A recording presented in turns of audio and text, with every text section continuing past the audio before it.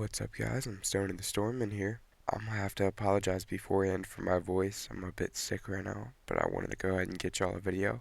So, this story's about how a homeless person stalked a coworker of mine at work. So, let's get right into it. So, on this day, I happened to be there, but I happened to be actually in the bathroom when this happened. I was actually taking a shit. And I didn't know about any of this until after it happened. I literally walked, as soon as I had gone into the bathroom, she had basically gone outside to her car. So I missed the whole thing perfectly. So she said she was walking from the back door, and to get to where we park for our job, she has to walk through a fence. And her car is probably only like a 50-yard walk in total, so it's not far from the door. Well, she said she's walking to her car and she looked to her left and she just happened to see this homeless guy. He was a black guy who looked like he was in an old mechanic's kind of outfit, if you know what I mean. Like, he has a name tag, he's got that collared button up shirt, and then like black pants, basic mechanic outfit. So how it is, how it's set up, as soon as you walk through the gate, you turn right and then you have to take another right like a few feet later. And right when you turn right after exiting the gate, there's cars in front of you that are parked because it's a parking lot right there. So there's one row of cars parked up against the brick wall, which is important. And they're kind of like diagonal, and nobody pulls all the way up to the wall, so there's always space to walk in between. So she says she turns right, like normal, and then takes another right. And as she's taking another right, she sees this homeless guy behind one of the last cars over there that's just staring at her. Well, she says she thought nothing of it, and she walks to her car. And when she's about 20 feet from her car, she's out in the open because where we park is out in an open parking lot, so it's pretty open out there. And nobody hardly parks there. There's like 10 cars, but it could fit like 80. She says when she's like 20 feet from her car, she looks back and she notices the guy's following her. So she gets in the car, and the guy comes up to the car. So she locks the doors and rolls the window down. Not all the way, she just cracks it about an inch. And she's like, "Can I help you?" And he's like, "Yeah, can you give me any cash? Can you give me any money?" She's like, "No, I don't have any money on me. I'm sorry." And he's like, "Well, then, can you ask your coworkers inside? Because I saw you come out of that building. Can you ask them if they can give me any money, please?" And she's like, Sure, yeah, I can." And he's like, "All right, thank you." And he walks away back towards the cars that were diagonal, and she's a little freaked out. So she grabs what she needs out of her car. I can't remember what she said she had to grab, but she has to grab something.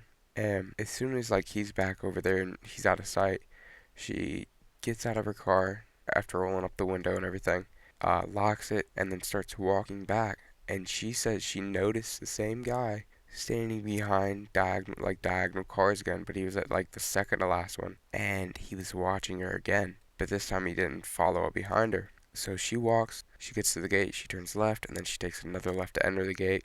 It's about 20 feet from the back door to the gate, maybe 30. It's not very far. So she starts walking to the back door, and you can see in the camera the guy's moving, like he's moving closer to the gate, like car wise, he's walking in front of the cars and like trying to hide behind them type thing to get closer to the gate. She walks inside the back door, and for our back door, there's a code, so you can't just walk in. She goes inside. About 15 seconds pass. No, sorry. It was like 10 seconds. It was about 10 seconds pass. And you can see the guy walk out. He walks out from behind the cars. He goes, enters the gate, walks straight to the back door, and he tries to open it. And it didn't open, of course, because there's a code on it, and you have to have a code to get in. And he's knocking on the back door. He's waiting. Well, no one opened the door, so and and he'd waited there for probably about 30 seconds. He didn't wait very long, honestly. But after waiting about 30 seconds, he immediately walks around the side of our building. He walks down the stairs, because like 3 or 4 stairs to get up to the door, the back door. And how our building is there's two driveways to get into the building, like to get into the parking lot in the back, because we have a parking lot inside the fence. It just only holds like 20 cars. It doesn't hold very many. And there's two buildings worth of people working there. So, anyways, he goes down the stairs and he takes left. He takes a left and goes around the side of the building, which no one really goes down, honestly, except my boss, because that's how he exits. and he normally blocks it off because he parks his car there. So he walks around the side of the building, and there's only like one or two windows on the side, not very many. And he walks around the side, and then he walks up onto the porch and he knocks on the door. The girl that had walked inside had told everyone about what had happened to her, so that's why they never opened the back door, just to clarify why they never opened it for him. But the front desk lady sees him, already knows. So the front desk lady sees him. She goes and gets one of our other male coworkers, he's a taller guy. He's like six. He's a bit over 6 foot. She goes and gets him because I remember I'm in the bathroom, so I missed everything. She gets him. He goes up. He opens the door with the guy. He's talking with the guy, and he's like, "Can I help you, sir?" And the guy goes, "Yeah, I talked with a girl outside the building that works here, and she said she'd ask y'all if y'all can give me some money." And he's like, "Yeah, I'm sorry, sir, but we can't give you any money. What you're doing is illegal. You're panhandling. Sorry. Like, we'd love to help you, but we can't." And this guy puts his foot up to the door. So he puts his foot like kind of in, not in between the two doors, but like puts it, you know how there's those triangle things that you put under the doors like door stoppers? He was trying to put his foot there to like stop the door from closing, kind of thing. And my coworker, my male coworker who saw this, goes, "All right, why don't we talk outside, sir?" And he's like, "Oh, okay." Because the guy asked to come inside. He was like, "It's awfully hot out here because it was summer. And where I live, it gets stupid hot." So he asked to come inside, and my coworker's like, "No, I'm sorry, sir. We can't let you inside." And he's like, "But we can talk outside real quick." So we're both outside.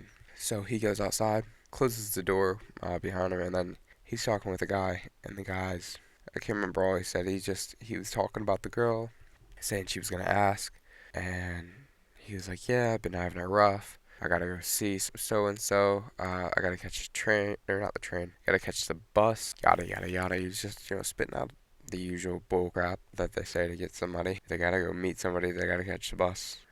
Most of it's normally for drugs. They talk for about 5 minutes. My coworker's like, "All right, well, we have to get back to work, sir. You have a good day." And he's like, "All right, thank you. You as well, sir." He walks off, and the girl who had walked in earlier, he walks off, and my coworker walks back inside. He's telling everybody what happened, and the girl who had walked in earlier, like the guy had been following, she'd actually walked up and talked to the manager, and the manager called the cops because panhandling is illegal, and a homeless man was following one of her employees, or coworkers, sorry. And the police ended up finding the guy like 10, 15 minutes later, and they questioned him. Well, he got away, of course. Like, they just, or not got away, they just let him go because there's no reason to press charges on him. And I come out of the bathroom after all this is over. So after my coworker had come back inside and finished explaining to everybody what happened, I then came out of the bathroom.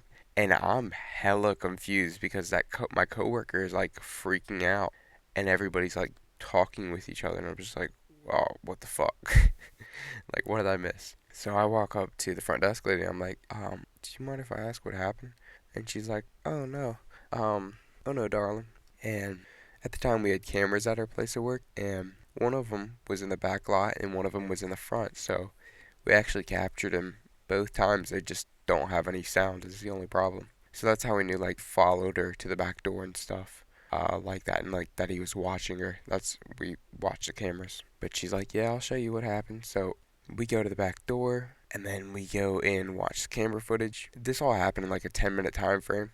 So you see her walk out, you see her look to the left, walk to her car, you see him following behind her, like when she's halfway to her car. She gets to her car, gets in, you can see him coming up to the car. He walks away, he goes out of camera view, but you can see, like, walk back to the left by the diagonal cars.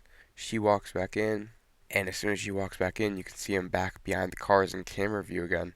Then he walks up to the door like a speed walk real quick, knocks, stands there with his arms crossed, and waits. Then goes to the front, gets impatient. And you can see in the camera from like where he put his foot in the door. That's one of the main reasons we knew he did that. Yeah, you could literally see it in the camera. Like, I don't know, it was crazy. It was crazy. But I watched all this and I was just amazed. I was like, wow, because the front desk lady had forgotten all about the cameras. I had mentioned them to her. I was like, "Don't we have cameras?" And she's like, "Yeah, we do." So that's how all that worked out. She showed me the cameras, and yeah, we saw the whole thing. So it was crazy. From then on, she was allowed to park in like the back lot inside the fence if there wasn't a lot of people. And also if she had to park in like the very back lot, we didn't just like make her walk out there alone. Like we'd have one of the male coworkers walk with her. So normally whenever she had to leave, I would just walk her outside and then go back inside. But that's it for this story, guys. Sorry for my voice again. Being sick is not the greatest. And leave a like or a dislike, whatever you felt it deserved. And leave a comment, please. And subscribe. Y'all have a good night. This is Stony the Storm, and here and out.